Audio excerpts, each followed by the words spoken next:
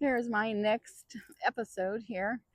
And I wanted to sit here and talk to you about how I reflected over the summer, thinking about how I was going to help you. And I thought, well, if I can guide you through the different aspects of what the kids need, maybe that'll alleviate that weight that is holding you back from maybe having the kids succeed. So I thought I'd bring my reflections in with you and try to help you understand what exactly these kids are going through when it comes to social emotional needs. So I've brought you to a park. This is a neighborhood park here with a track, which represents family for the kids. This is time for them to kind of relax and have fun, right? When they're in school, think about it. When they're in school, there are certain tensions that they're going through. They may not seem like it, but they are, because there's so much expected from them. So, we're going to take it today and look at maybe how you can alleviate those tensions with them. So, we'll start off first thing. They're coming in the door, in your classroom door. Greet them. Greet them with a smile, greet them with a fist bump, greet them with a handshake or a wave. Make sure to learn every student's name. Every student's name. It means so much to them. So when you greet them with a smile and their name and a handshake, I know it can be cumbersome because there's only so much time to bring them into the classroom, sit down, let's get prepared, and let's get started. But they understand that. They know that they need to sit down and get to work. So, lesson number one, get to know your kids on the simplest terms, the simplest terms. They're walking in the room and you're greeting them. They'll greet you with a smile. Now, if there's times that they're not greeting you with a smile and they may be upset, this is where we need to observe and acknowledge what may be going on with that child. So, step two, they came into your room, they're sitting down, they're preparing for the lesson. Are they distracted in any way? Are they looking around? Are they talking to their friends? Are they sitting there with a frown on their face, a sad look on their face? This is again, you get your lesson started, and at some time when you're aggressively monitoring, going around and seeing who's doing what, you may ask, is there anything that I can help you with? And it may be too soon. You might wait a few days just to see if it progresses. May have been just a bad morning, right? Something that was going on. So just like every day, there may be something with you as well. We all don't have perfect mornings. And there may be something that is bothering us. And well, the kids are going through the same thing. The mom and dad expected this and the other. It may not be mom and dad. It seems like the majority of our kids are being raised by someone else, more than likely a grandparent, and they have expectations for them or not. And the kids are just struggling each day.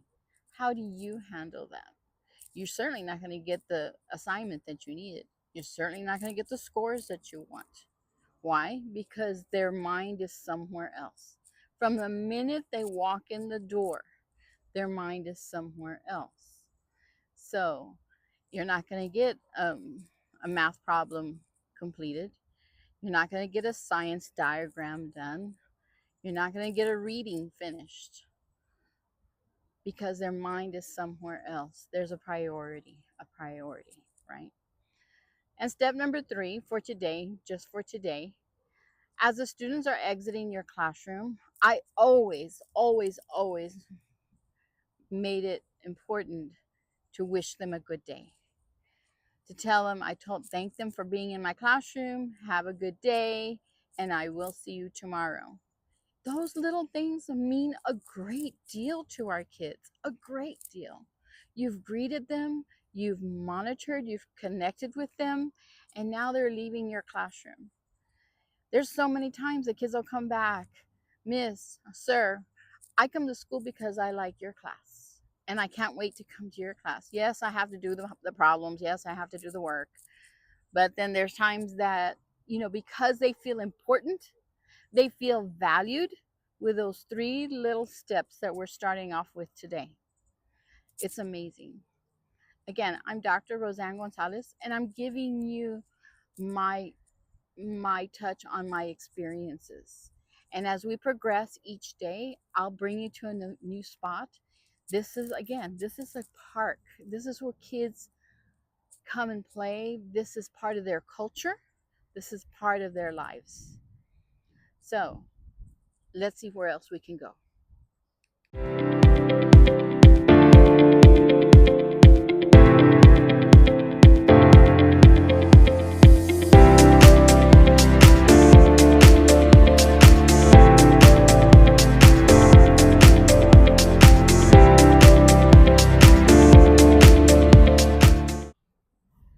As we wind down today's episode, I thought I'd bring you to what makes the kids most comfortable.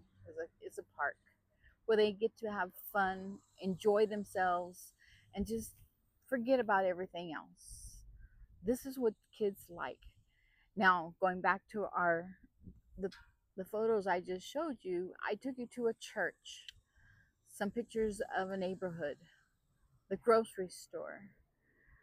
This is our kids. These are their lives. Do you get to know them that way? Get to connect with your kids. Let's go through the 3 steps for today. Greet your kids. Whether you shake their hands, fist bump, say hello, tell them a little joke as they're walking in the door, they love it. And always know your kids' names. And I struggled with that. By the middle of the school year, I think I knew all 130. But, some of us that are self-contained, it might be a little easier. Who knows? But get to know your kids. Step 2 was during class. Make sure to communicate with that child. If they're looking around and look confused, they're not getting it. So that constant communication, it takes consistency to know your kids. Making sure they understand the lesson, make sure they understand what's going on. Their mind is somewhere else, especially if they're going through something else at home or outside the classroom. Doesn't necessarily have to be at home, it could be outside the classroom. And step 3, wish them a good day. I always wished my kids a good day. As a teacher, I always made sure that I was with them at their level. I was never above them. I was never stronger than them. I was always there with them. They want to be able to love your class. They want to be able to please you, and they want to be able to know what they're doing and succeeding. So with those 3 steps for today, this is Dr. Roseanne Gonzalez, and I am so happy to be here with you, giving you these pointers so that you can get those standardized scores that you need in order for the kids to be successful. Because you know why? You are amazing. I'll see you on the next one. Bye-bye.